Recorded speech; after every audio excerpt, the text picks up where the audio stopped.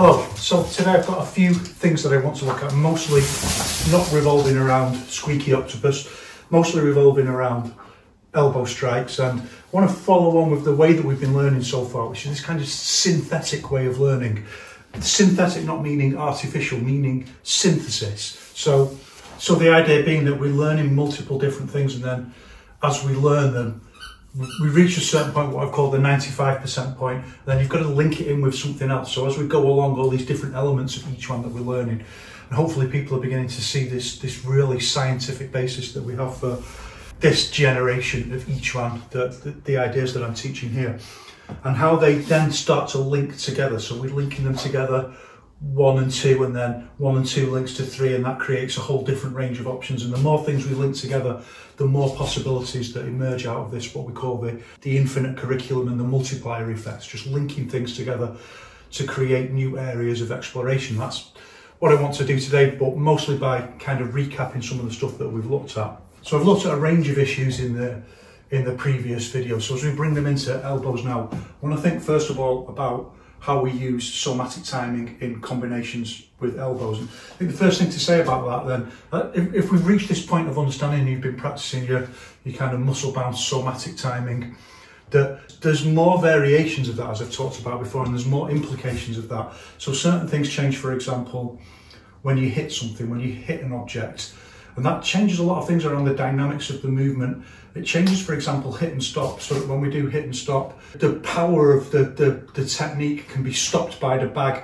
So remember I talked about this idea of the shearing forces. We practice on the air so that, like, if we miss, we've got the shearing forces under control in our body is strong enough. But when we hit an object, like a bag, or indeed a person, the object stops a lot of those shearing forces, and we transmit that force more into the object. And it also affects things like when your somatic time, when you hit in, that it can push back or bounce back off for example, off the bag, and we can get a little bit more speed in. And that's not necessarily the same when you hit a person, for example. So there's different consistencies of a person and a punch bag in most cases. So there's a few things like that we can flag up at this point and say, well, we are aware of those things, but we'll bring them in later when we start looking at moving on to working on a bag. For now, we're still doing the training on the air, so we're still building our ability to use all of these techniques on the air and build our resilience. You can't really practice hit and stop on a bag. That's not, so I've talked about before, like, you've got to build up gradually, step by step. Otherwise you start losing, you don't get the essential things that you need to build from the ground up into the more advanced skills. You don't get it by doing it from the reverse, just wailing on a bag as hard as you can, and then when you come to try and do it on the air, you haven't got those skills that are definitive of each one. So we'll continue on from where we were. And remember I talked about the idea that if you want to throw a backhand elbow like this, that you can be quite off balance with the posture. It's just, this is an example of closing in mushy because the hips are coming close together like that. So close like that it can be a little bit off balance because the hip point is here and the lean point is here, or what we would call the weak axis is here as well. And if you hit an object, that's not a problem. That becomes like a kind of route that you hit the bag or the person. But if you don't hit something and you lean too far, then it takes almost nothing just to fall over. I think most people have done that, and I've done that, and particularly before I understood the Yiquan method, that the elbow goes straight in. Like, remember I talked about this part of the arm being like a spike that goes straight in rather than skimming across like that. Before I learned that, and you go like that and miss the bag and fall over. Come on, we've all done it. So instead we go straight in like that, but the bag can help balance the posture like that, and the tendency then is to lean in a little bit with it, and then of course the danger again is if you miss, you fall over. So plus there's a lot of power, so if you can get a lot of power in the strike and you're leaning like that, you can fall over.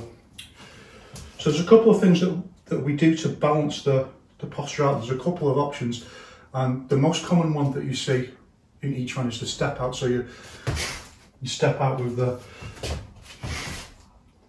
elbow like that, and you can see that when I do that, that's this idea that I talked about of a split harmony, that you step 1, 2 and hit, that the hit and the step are not at the same point. So the classic Yiquan concept of the harmony of the strike and the footwork. 1, 2, like that. You can see that if there is a harmony, it's between the kickback rooting. You can hear the kickback rooting going in to root the posture to make, and what that does is it makes the posture solid so that all the force is transmitted into the strike point, the hit point. That's another key concept that I've talked about a lot and that we can rehearse and understand a little bit more today. So listen for it. So I step and then 1, there's a kick back into the, just about here it kicks back into the, so it's not just when we pivot root, it's not just that we turn up the foot like that. So this is a little bit more of an advanced rooting concept. I began to allude to it when I was talking about Yiquan, this kind of idea of a bracing root where you step in the foot isn't just a follow on like that, it braces into the floor like that kind of posture. So usually there'll be a little bit of, the foot just lifts a little bit off the floor in the shoe, so usually you don't see like the foot actually lift, it's just like the weight is taken off a little bit. As the pivot root comes up, the weight is taken off and then it just pushes back into so if I really exaggerate, it's like step like that, and that's why we call it kickback root and do it like that, but it's almost imperceptible. So you could hear it then, I'm exaggerating it like that. So it doesn't just pivot up like that, it pivots and hits into the floor. Like that. That just takes a little bit of practice, that's all, over time, practicing it like that. Remember also this key idea that you've got to kind of somatically understand this stuff, you've got to physically understand it. It's alright knowing it in theory, but to make it like second nature, which is what we're trying to do, we're trying to create this overall system that becomes second nature so that our intent can just utilise it as a tool, whatever it needs to do in the chaos of the moment. To get that, make it physical knowledge. One of the best things you can do is just get on the bag and just think about power generation. And this is one of the real problems with people just training each one very light on the bag, like 1, 2, 3, 1, 2, 3, 1, 2, 3, very light 1, 2, 3s. And also, as I've talked about before, always doing the same thing, 1, 2, 3, like jab, cross, jab, hook, hook, hook, uppercut, uppercut, uppercut, which you see all the time in each one. That was a big step forward in, 1978. But we've got upgrades since then. Like you can do jab, cross, hook, or jab, overhand, grab the squeaky octopus. There's a range of different options here in the modern world. So not to go too far into that, talk about that another time. Well, the squeaky octopus has completely distracted me, so I've forgotten exactly what I was talking about. No, thank you very much. So, step 1, we feel this little, that's right, get on the bag and just practice these things. And you've got to be mindful of like, how do I generate more power? And here's where you get deviated one way or the other. Like one person saying, oh, just do standing and some kind of magical power will fill your body. And the other person is saying, oh, just practice really light hitting on the bag and somehow this will be shock force and it will, you see people saying like, you see videos of people just tapping the bag and then someone will say, I trained with this master and I can assure you that if he hit you like this, like your internal organs would explode. And it's just like, come on, who really believes that? And if you want to believe that, you may as well just like, I don't know, just believe in magic, just cast a spell on someone then. It's just nonsense. It wouldn't take much, in fact, to cause internal damage to someone. Like I said before, if you can resuscitate someone like that, you can punch them right in the heart and do some damage, but you've got to have real force. So the art of understanding the configuration, but also the art of development, is to work with increasing levels of power and force, and that will teach your body, but you've got to be really mindful of it. And to be really mindful, to be literally mindful, like your whole body becomes full with mind, your whole body becomes full with intent, so that you can really feel all these little things, like, and really work on them and just improve your body's ability to operate this amazing machine. And you'll work out little things like, you'll just start doing it naturally, like little kickbacks. So again, this is like, so this is what we're doing to kind of recapping a lot of ideas as we learn some new stuff and see how they link in. So this is this idea that I talked about of escalating basics. So we begin by practicing our pivot route, and then as we get a little bit more advanced, as you reach the 95% point, and you're seeking ways of getting more power in, and you're practicing different things like you are, for example, the explosive stepping, and you start getting this kickback routine. And then at a certain point, when your body's got that, it can integrate them, it can synthesize them. So it can start synthesizing into the pivot route that there's a little pushback like that it lifts up and goes back like that. But usually the sole of the shoe doesn't come off the floor, just the weight of the foot just lifts within the shoe and then just pushes back. And that requires a much finer grained control of the leg. And again, that's one of the things we're developing through our standing, our slow movement, and our Osabu. So this posture again, but the other way. This is to the hit and stop point. And again, that's another thing to recap, that we can train to the hit and stop point, or we can train to the pullback, so we can like that, or hit and stop like that. We do that up to the hit and stop point for the very good reason that we want to use this idea that we can then flow into something else straight away, that we eliminate dead time completely. So we want straight into something else, 1, 2, and that's why we do it. That's why we build it like that, step by step. That's why we build that skill step by step. I think that's a good one to work with, isn't it? So the next thing to say then, as we start to combine and use this idea of somatic timing, that remember we've developed the relaxation of the muscles in the, it's really the whole body, but our intent kind of links onto these because they're outliers, they're sticking out. They kind of relax, and we get this shimmy. We're doing the little step out, then we're going to change into the hitting up hook like this, the chopping up hook, and onto the front leg pivot routine. And remember, look at my body moving back. We don't do pivot routine on the front foot if we're leaning over it. Don't do pivot routing on the back foot if we're leaning over it. We can do pivot routing on the back foot and lean forward, but we don't lean over our pivot route because it's an ankle buckle risk. So again, you can't just develop all of this stuff with standing. Like the things that standing does have got to be brought into a curriculum of fight training, whatever anyone says. I know lots of people in certain branches of so-called Yiquan say no. It's like they've misunderstood the idea that techniques are secondary. Like, there's quintessence movement skills, but they've got to have something to manifest themselves in. This is the art of the configuration that we've talked about.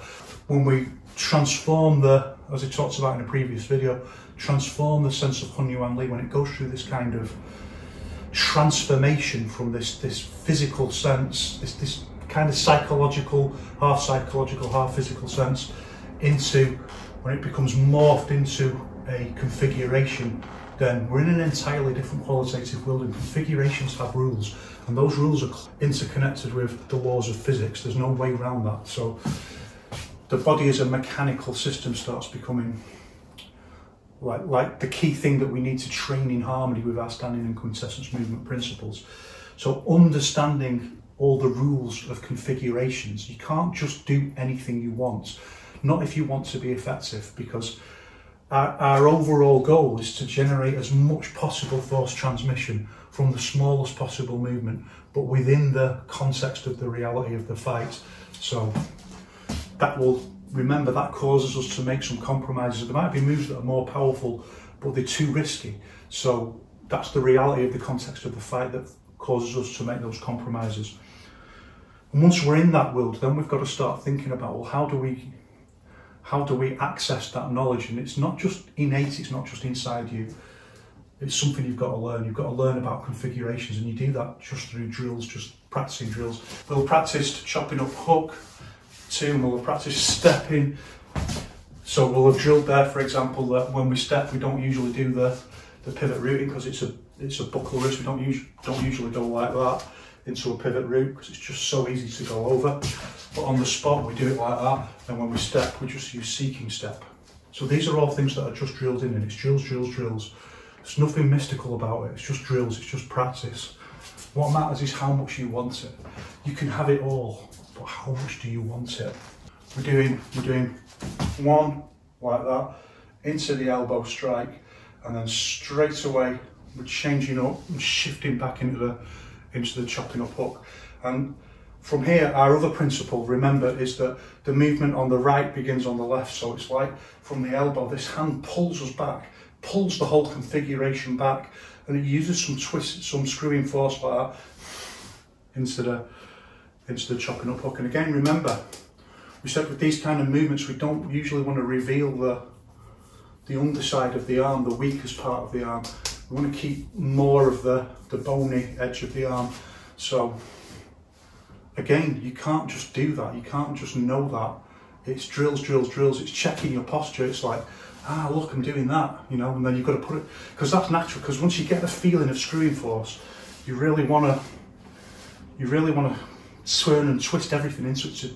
It's like wringing out a cloth. You want to squeeze out as much power as you possibly can once you kind of get with the program what we're trying to do here. So then you have to learn, you have to tell yourself, no, don't over screw the arm to reveal the inside like that. And again, that requires more body mindfulness. So again, more standing, bringing it into drills, everything starts to interconnect into a higher level understanding of how our body is functioning. So again, we're using the step.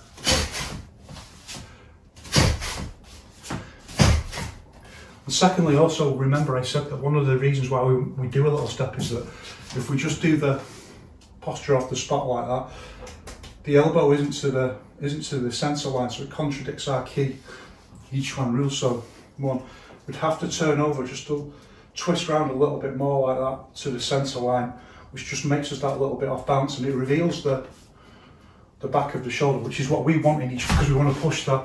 As soon as we see it, we want that twist to push people off balance. So we don't want to start doing it ourselves.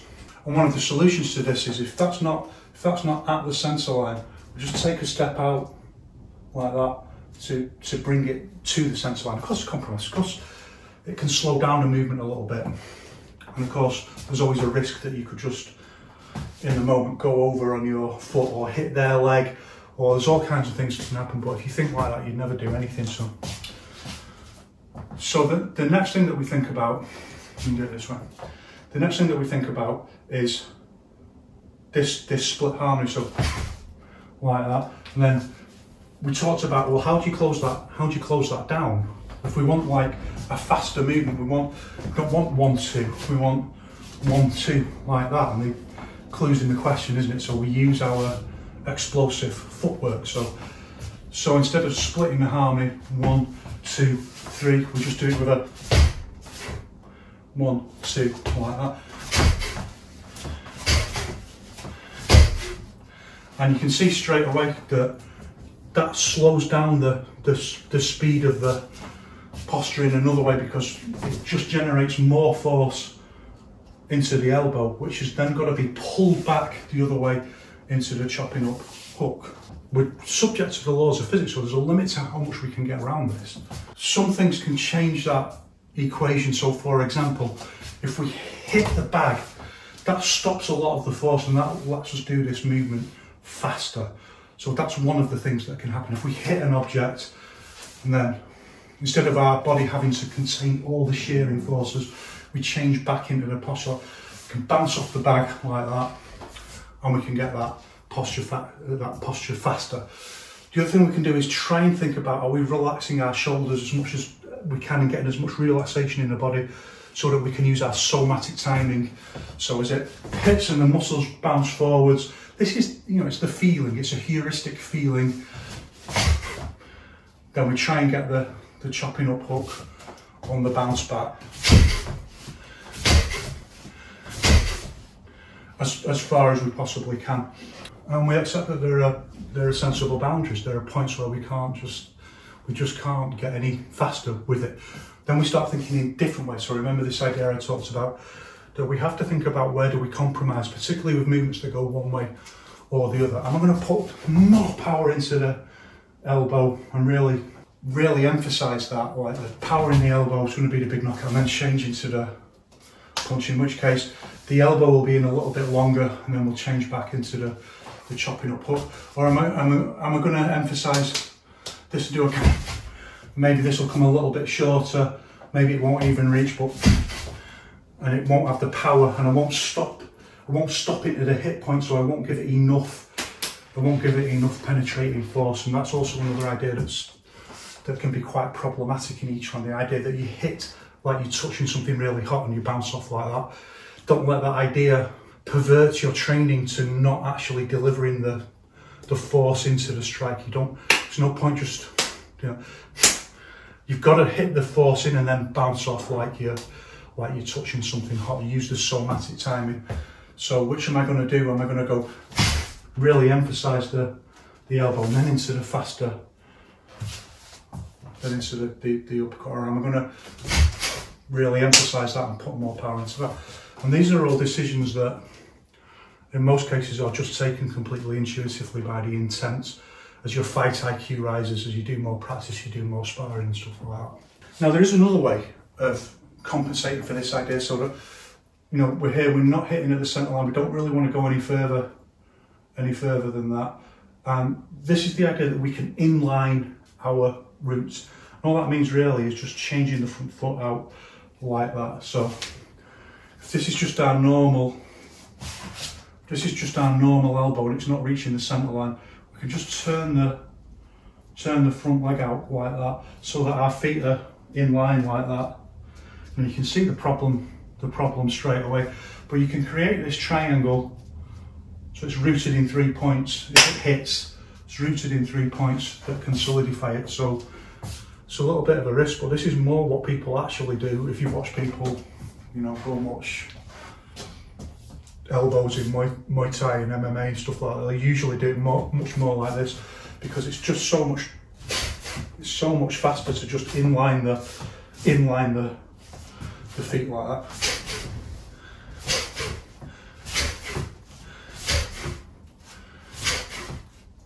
Or the other way. Like that.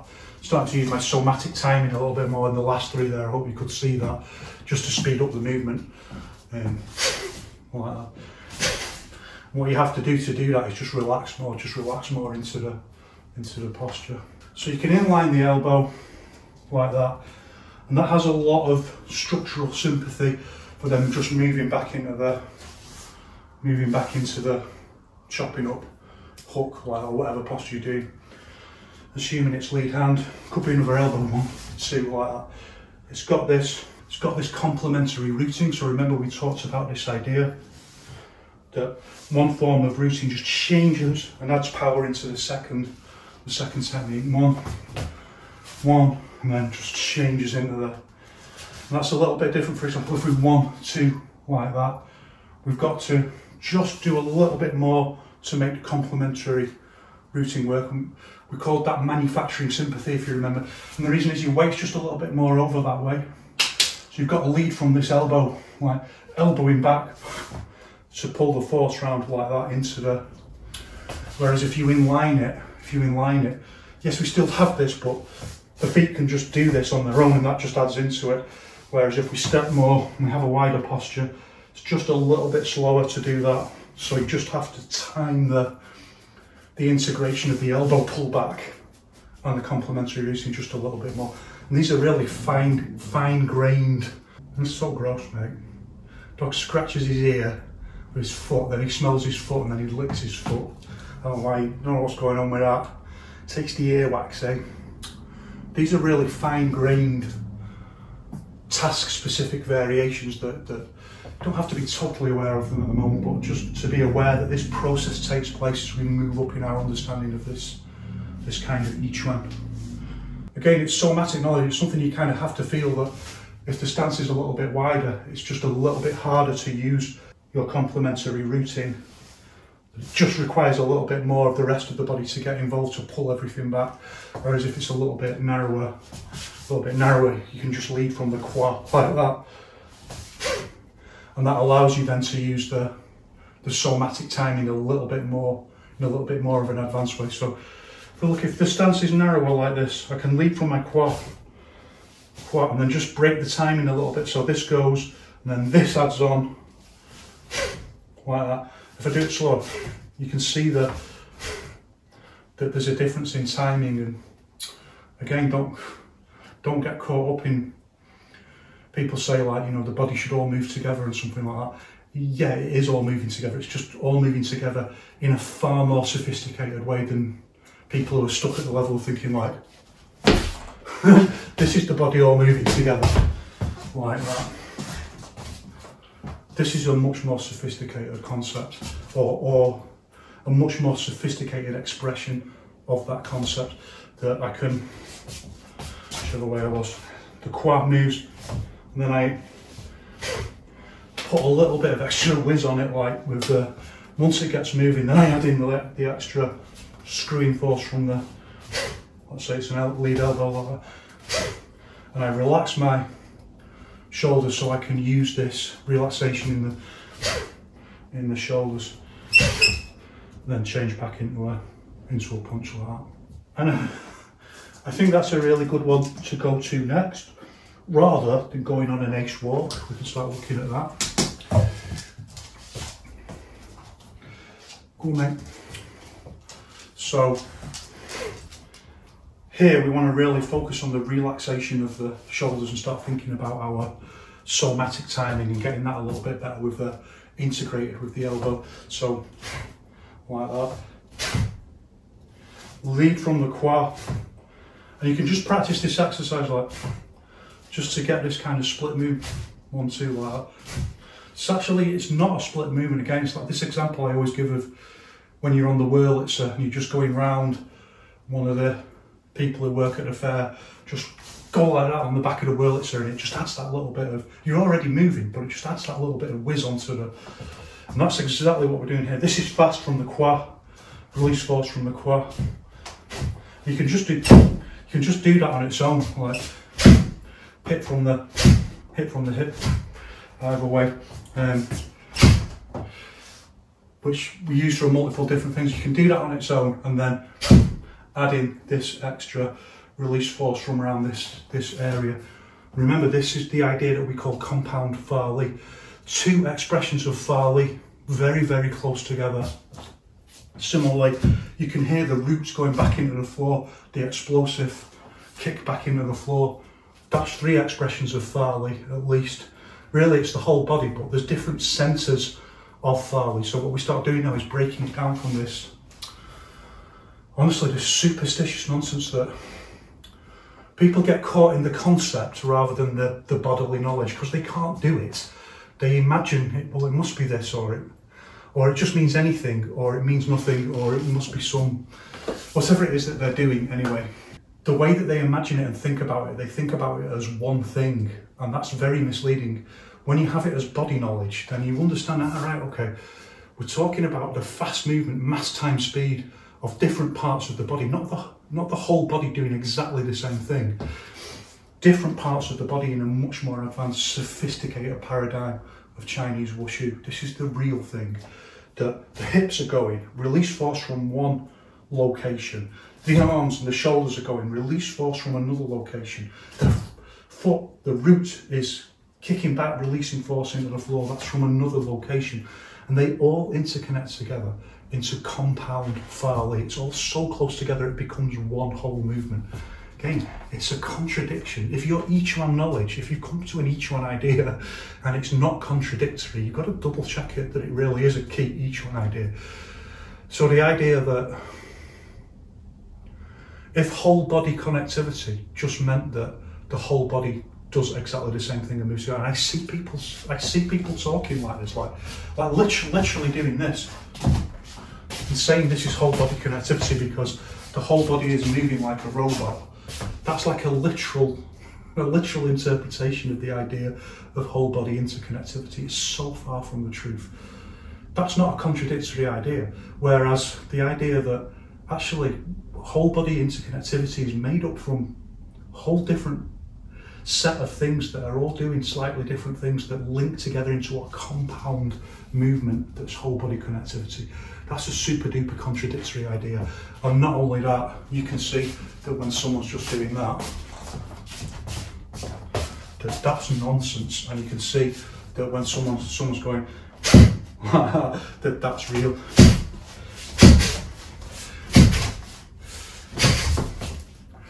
I was just reading on the internet, against this thing I've talked about, particularly in Muay Thai and MMA, that you've got to open your hand to get more speed. I'm a looking slow for someone in their mid-50s. Don't think so.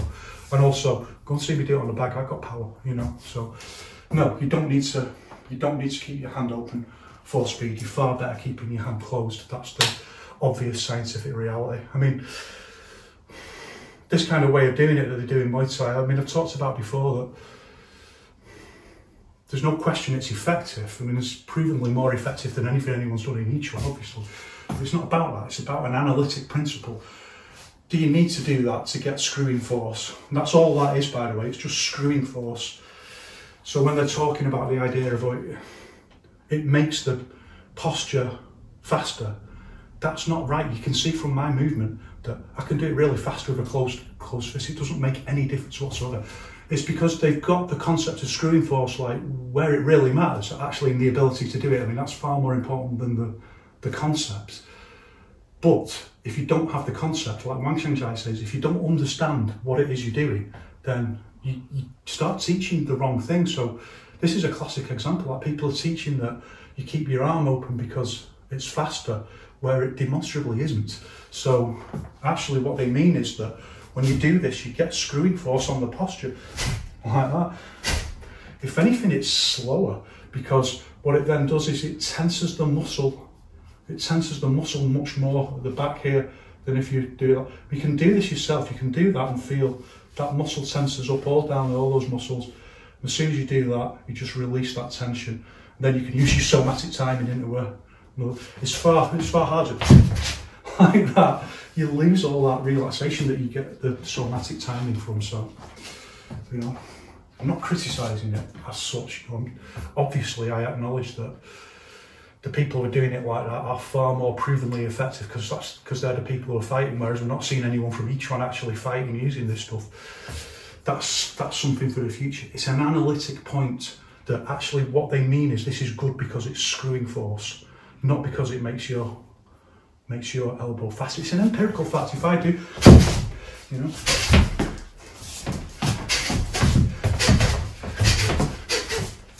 if I do,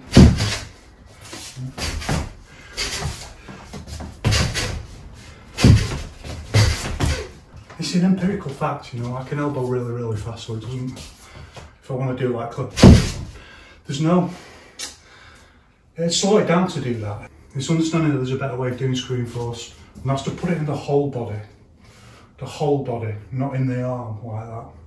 You know, if we want to argue about power generation, go and see me doing it on the bag, right? I can generate real power doing it this way, power and speed. So analytically, the Yiquan way is better. The reality is, of course, like, there's no one proving that in a live fight scenario situation. I acknowledge that. It's an analytic point. The Yiquan way is better, so it can benefit other people. People just got to open their minds and think a little bit more about why they're arguing for doing it a particular way as based to another way. Be more scientific about it. That's my advice anyway. So we're doing the lead hand like that. We're using the pivot route.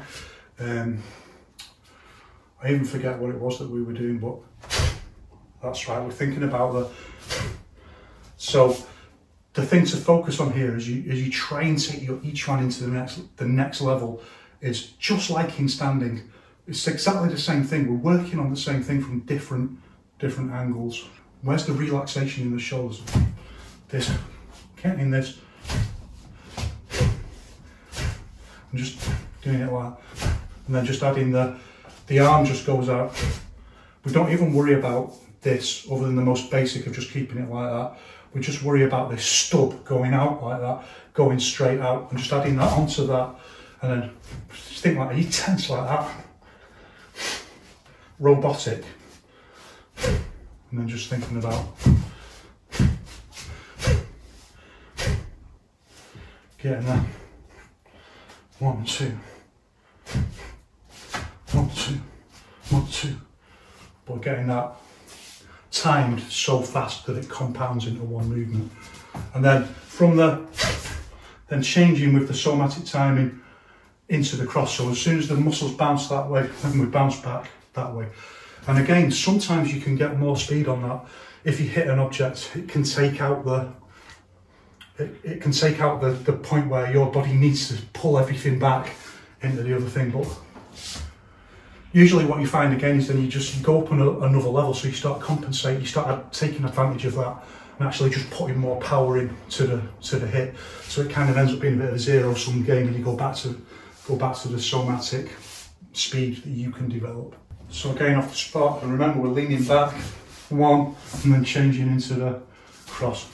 Hit point, use the complementary routine to roll up into the punch, and 1, 2, and all this generation of explosive force, it's all going to go up and be triggered, be directed round into the arm and push out into the hit point.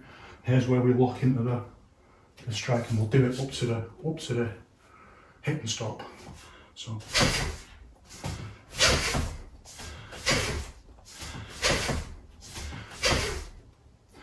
and once you get the somatic timing, that's when you can start making balanced decisions between speed and power, or which one you emphasise. This is very often done overly formally, particularly in Yourself Yiquan, I have to say. Like it might have been a good idea to get the principle across at one time, but people are going 1, 2, 3, 1, 2, 3, emphasising power. You'll see that all the time, just emphasising power on the last 10. Like that. So using this somatic time on 2 and hitting with the last, and that's called the principle of drilling in. So you're kind of drilling through the guard, and then the last one should be like the one that really puts them down. But we need, in the modern age, we need something far more than this. So this kind of next gen Yiquan paradigm, the next iteration of Yiquan, it's got to evolve past all of that. It's got to, just like, 20, 30 years from now, all of this, it's got to be evolved past it step by step. So we want to be able to make decisions like, okay, we've got this somatic timing, but it evenly distributes the power generation. So what if we don't want to do that? What if we want to hit harder with the first and just penetrate more with the... It's easy if we do 2, because we can use both the somatic timing and just adding extra power by just pushing it in a little bit longer. And that's what we see when 1, 2, 3, putting in the power in the last one. Usually it sacrifices a little bit of the somatic timing to get the power in it. See, there's just slight 1, 2, 3. Just the last one, when you see it done like that in Yourself Yiquan, usually the last one, the first 2 are somatic timing, and then the last one just breaks the timing, and it's kind of independent on its own. Well, you very rarely see jab, cross, hook. That's the other issue that I talked about. So, as you know, we've evolved past that. We're now working on actual variable combinations. And one of the reasons for doing that, like, yeah, okay, it emerged as a training device. For example, that you just go 1, 2, 3, hook, hook, hook, and you really only see it practiced either individual punches or punches practiced like that. And that's how I started out learning. Pretty quickly you start thinking, well, okay, it's a training device, I can practice in my hooks, but I also need to go jab, hook, uppercut. I need to start thinking about different combinations and ways of using, obviously. So I've never really got a straight answer about why. Like, it was a good technical upgrade at one point to think like, we'll just do these 1, 2, 3 all the same. And I think maybe it's an early example of the idea that we're trying to create a paradigm that the intent can fluidly use. So the more, in some ways, the simpler it is, the easier it is for the intent to use it. It speaks to this idea of the complexity of intent and what we're doing. We now know that, you know, the intent, the E, is so sophisticated. It can work with far more than just, it doesn't have to just think like, I'm going to do hook, hook, hook, because I don't have to think about anything else. I have to do hook, hook, overhand, uppercut. That's too complicated. It'll overwhelm my E, and it'll overheat and explode, and my brain will dribble out of my ears. No, it's perfectly capable of focusing on that. But I think that's one of the reasons. It's like, well, in a crisis, you just go boom, boom, boom, and you just do the same thing, right? But it's just as easy to go boom, boom, boom. It makes no difference as long as you drill it in. So answers on a postcard, please, on that. But it does matter when we start thinking about bigger combinations, the way that we use our somatic timing and the decisions that our intent is going to make around speed and power. So, for example, if we want to go, we can just, let's do that jab, overhand, and then uppercut.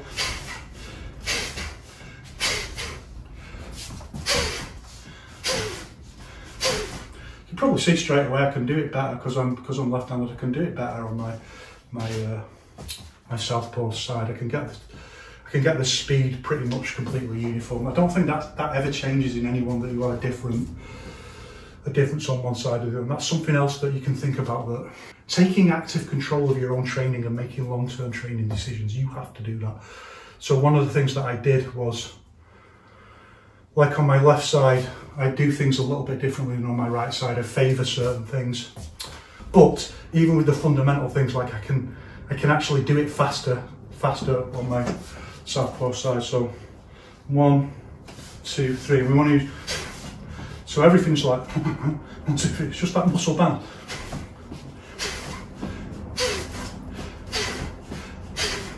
But you can see that, like one in the middle, like I changed the timing to put more power in the uppercut. And it's just like, it's kind of a natural, it's sort of a natural thing to put it in the, I don't think it's not saying natural.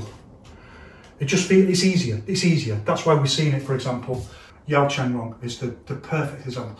1, 2, 3, 1, 2, 3, like that. That you see it. Also, if you do it that slow, by the way, 1, 2, 3, you can't practice this somatic timing. You need the explosive movement to wobble the muscle off into the, like if I want to hit with my shoulder and then punch this way, like someone's really close in and I change. So they're close enough for me to hit with my shoulder. Like that. 1, 2, 1, 2. Muscle bounce like that. You can't get it unless you do it fast like that. But you always say like 1, 2, 3. Because I think it's just easier. It's just easier for the intent to put the power, more power in the last movement. Like that's the knockout movement. You know, it's advanced stuff. I recognise that, but I don't know how advanced people are. And you know, these videos can be a reference, so you can come back and look at them again at a later time and think, wasn't he talking about? You know, when the gamification of each one, that you reach a certain point, it's like, right, he was talking. Where was he talking about? Like, I was talking about like in that video, like. Well, how do I emphasise like power at a different point? So we develop somatic timing, then we start exploiting it, then we start making more advanced versions of it. We start breaking the rules of somatic timing. So let's say we want to put power in the second, and then change see the slight difference in timing.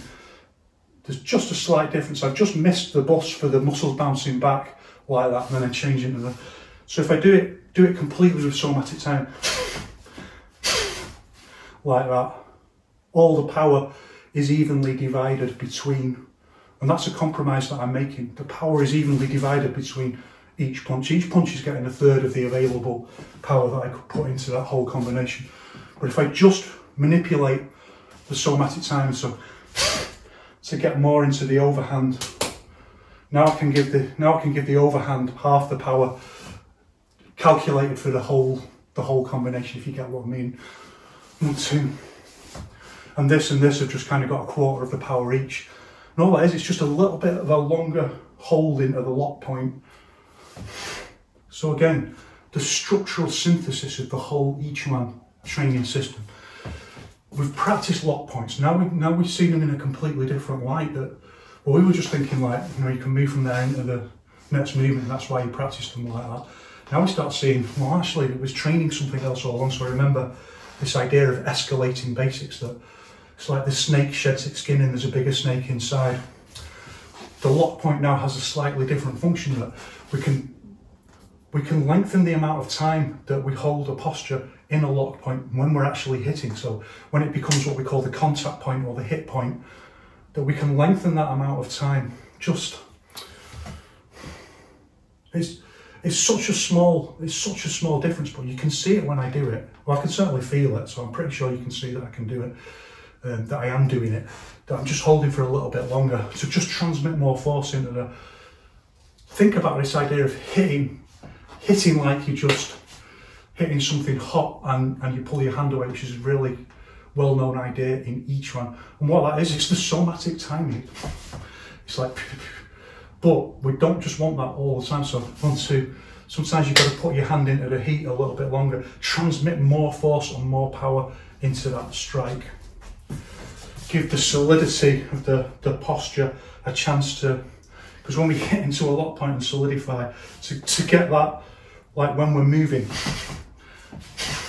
it's just not possible to have that same solidity as when we actually lock like that. We've already moved on to the next one while the hand is hitting in, so you don't get the same solidity, so you don't get that magical knockout power that people think is magical, but is really just the solidity of the posture relative to the weakness of the target. So we start thinking about the lock point in a much more sophisticated way, that we can hold it in a little bit longer and then change in this case, for example, into the uppercut. Or let's say I'm going to put quarter of my power in the jab, quarter of my power in the overhand, and half the power in the uppercut like that. 2, 3. And the other thing it does, like if we put more power into it, just by definition, we tend to just extend the truncation is just a little bit longer, and that's something you've got to be a little bit wary of, because when we use the somatic timing, it tends to truncate the movement quite a lot. 2, 3, and just doing loads of bag work really helps with that. But this idea of each one as a short range system, that's not really true in the way that most people talk about it. It's just that they can't do it, so they don't really understand it. So they don't understand each one is everything, every kind of movement, short range, long range, makes no difference. So remember I talked about the idea that what's short is the force release in the body, like this movement. It's the same way if I do big clothesline like that, or I just do shoulder like that, it's the same movement. It's the same movement, so that's what's short. But it's a kind of misunderstood idea that when we use truncation, this key concept that we've talked about, that we don't overextend, that we keep curled up, we keep this rounded body structure, and this is what we call storing force, that there's always more that can come from there. There's always more force relative to, for example, I talked about, you know, this kind of idea in karate. And this is what this is. Remember I talked about what's one of the really important things that this posture is in traditional wushu or karate or anything that uses it. This is storing force. It's like the idea, well, there's force here that I can emit like that. And it becomes like if you do that, all the force is spent. So you pull in and then you change and punch again like that. And I already talked about this idea. And truncation helps us store force. It's one of the key ideas that we want in each one. So from any posture we can just change. And you can see if I do it like robotically in individual movements up to the lock point, you can see this is just forms. This is just like traditional wushu forms. This is the concept. Right. And if I change, you know, if I change it into like, if I was doing it more like, you kind of get the, you know, it's that kind of concept. You can see where that's come from the wushu of the ancients, that it's been kind of transformed into that kind of movement. But then when we do it with truncation, it just has a little bit more of And then again, it's a contradiction because these are individual blocky movements. It's when we start linking them together that the fluidity starts to emerge from the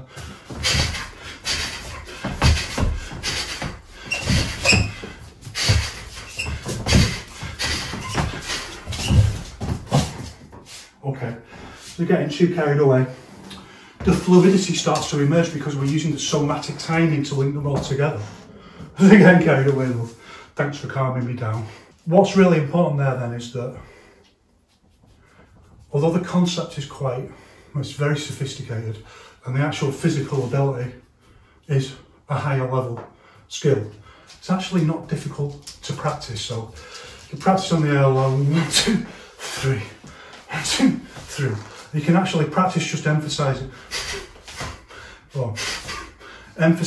doing 3 punch or 3 elbow or whatever combinations, using your somatic timing, particularly for left, right or right, left, right. So you get this 1, 2, 3 on the shoulders, designing just little exercises, little drills, and practicing emphasising one out of between, changing which one you emphasise. Doing it on the air, getting on the bag and practicing it. There's no, I don't know what it is, people, when people say like, you know, it's like this, I can't get my head around it, like this obsession with who was your teacher kind of thing, like that's what really matters. Like, this is nothing that, like I'm doing, someone just explains it to you. It doesn't matter who explains it to you. You've got to go and do the work.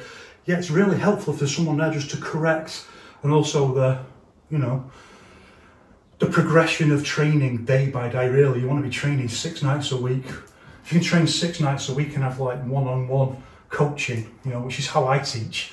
I only teach people who are like absolutely really serious. If you do it like that, of course you're gonna get faster, better. That's just the way it is. But lots of people haven't got that, and really you don't need it exactly like that.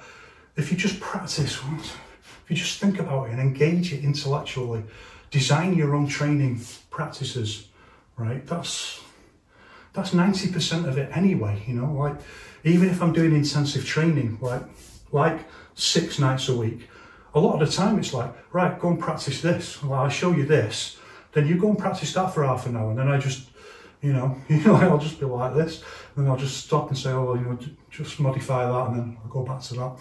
You've got to do all the work. So the teacher is in many ways like the least important part of it. Teacher could be anything, and like Chun Ren said, you know, nature taught me these things.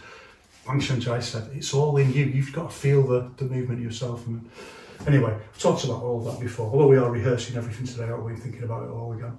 So another key concept that we looked at is, well, we touched on it, so we can expand on it a little bit more now, is the idea of compensatory force. And this was the idea, if you remember, that if we have like a big off-the-spot movement, we truncate it more when we step, and we use the step to add more force into it. It compensates for the loss of the big movement. So if we can't get the big on the jab, we're going for a shorter jab with a step, we use the momentum of the movement. And this is also very important to understand in terms of, there's lots of people who, they've made the critical mistake of thinking that whole body power is just body weight, whole body weight power, like that you just hit in with your body weight like that. Body weight is your mass. When we talk about Fa Li, we mean mass times speed. When we talk about whole body interconnection, we mean all of that I've just talked about, the compound Fa Li, the screwing force, and how all of that links in together in a really sophisticated paradigm. Otherwise, as I've said before, it would just be that. You just, like those old wrestlers, well they still do it I suppose, don't they, in WWE, where you stand on the edge of the wrestling ring and you just fall on with a big belly flop. You know, that's whole body weight power. That's just putting your mass into the equation. So what we can do here is we can combine those two, because the mass that the extra momentum that we're getting with the step is just adding more into that equation of mass times speed. And we want, remember, we want it as we'll do it with elbow. We want the sharps.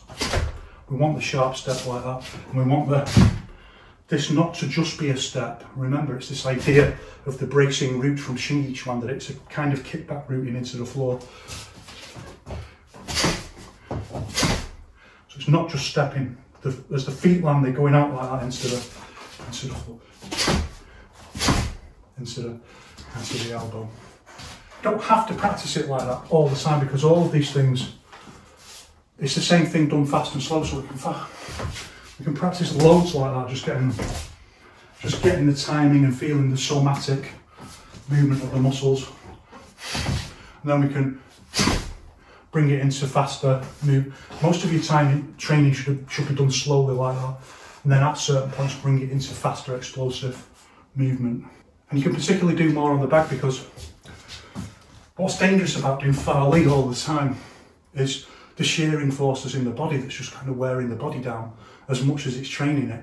When you can do it on the back, it takes away a lot of that. It's like if you're sparring, you can miss a lot as well. So the back, usually you don't have that. You hardly ever miss the back with most people.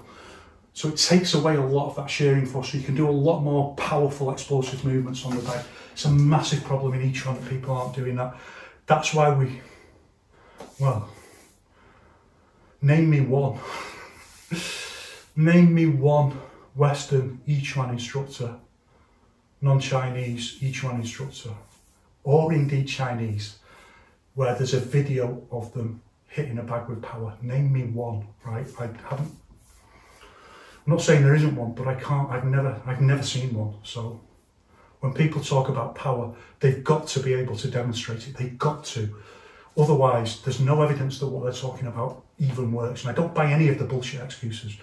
Let's see it. So for you, don't worry about that. Get on the bag, practice explosive force hitting the bag. The toll it takes on the body is significantly, I mean, I've been doing that for donkey's years now. I'm in my mid-50s. No deleterious effects so far. Healthy as an ox. So a couple of conceptual variations that we need is like okay, with a jab we truncate the movement a little bit. Same with a stepping forward, stepping out.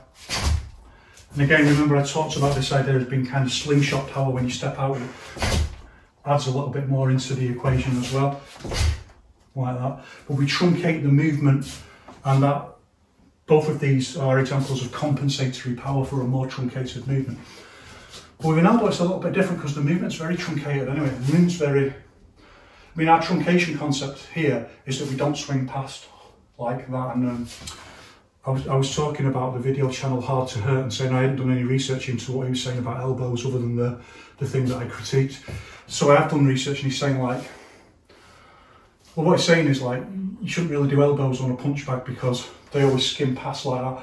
And I've explained why these two things are linked together in the video on elbows, that you do this kind of chopping over past the centre line and you twist in like that, and why that's problematic when you want to use other kinds of elbows. But the point is, actually, of course, you can like go and look at the way I do elbows on the heavy bag, and you can see that actually it's perfectly possible if you use the Yiquan method that stops at the centre line and doesn't swing past like that, and that changes the dynamic of the elbow from being like an across thing like that to being like, this is just a stub that hits in, and even if we want to hit in from the side like that, we still stop at the centre line. So that's really what we mean by truncation, that actually, of course, we could swing all the way around if we wanted to, like that, but we don't. And this isn't the same, by the way, as when you see like boxers and MMA people keeping like really close line, practicing like that, which very rarely translates into how they actually fight. So even if that is kind of relaxed, keeping to the centre line, that very rarely translates into the way they actually fight. Usually start swinging well past the centre line.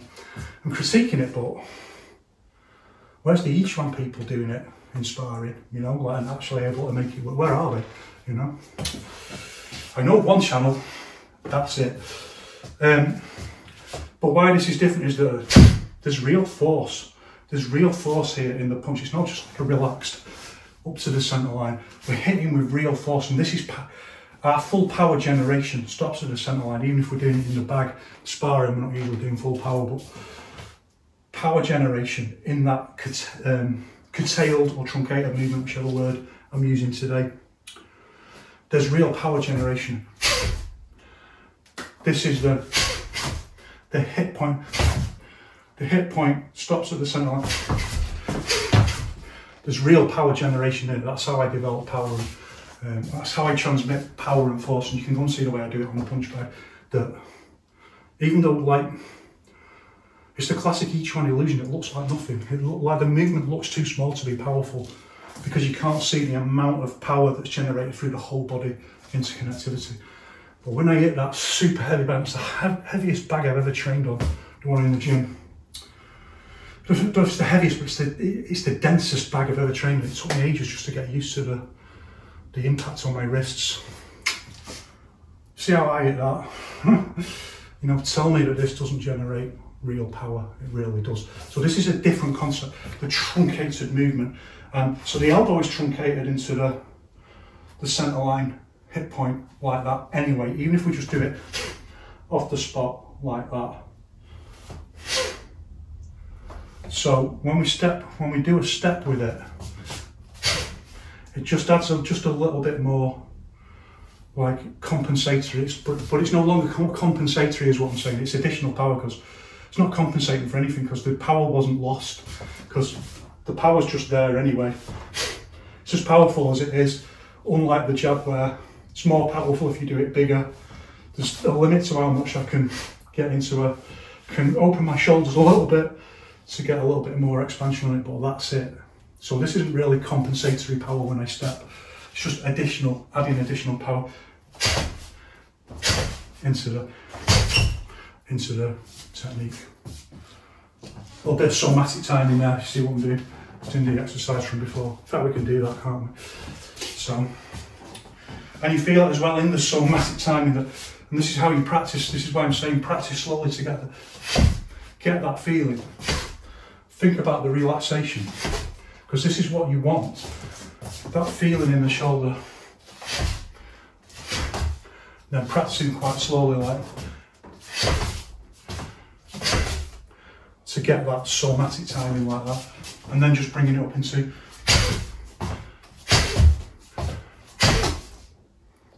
the combination with the somatic timing.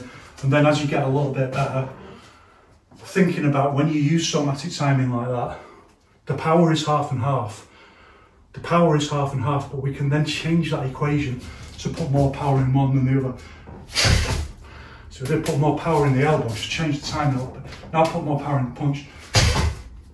Just changing the timing so that one of them's in and out faster than the other one's in longer for the hit. It's sophisticated, but it's not complex. It's just a matter of practicing it, designing drills to practice it.